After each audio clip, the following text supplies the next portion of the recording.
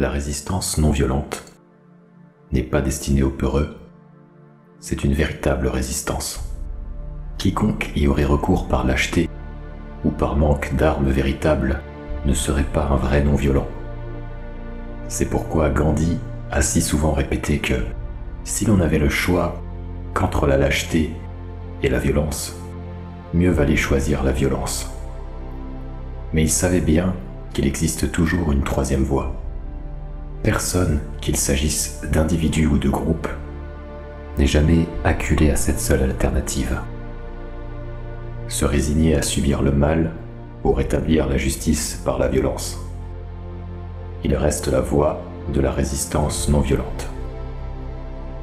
En fin de compte, c'est d'ailleurs le choix des forts, car elle ne consiste pas à rester dans un immobilisme passif. L'expression « résistance passive » peut faire croire à tort à une attitude de laisser-faire qui revient à subir le mal en silence. Rien n'est plus contraire à la réalité. En effet, si le non-violent est passif, en ce sens qu'il n'agresse pas physiquement l'adversaire, il reste sans cesse actif de cœur et d'esprit et cherche à le convaincre de son erreur. C'est effectivement une tactique où l'on demeure passif sur le plan physique, mais vigoureusement actif sur le plan spirituel. Ce n'est pas une non-résistance passive au mal, mais bien une résistance active et non violente.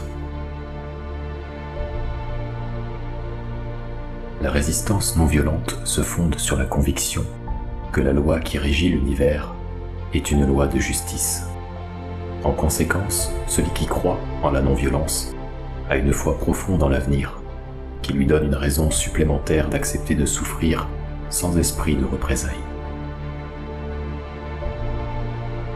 Il sait en effet que, dans sa lutte pour la justice, il est en accord avec le cosmos universel.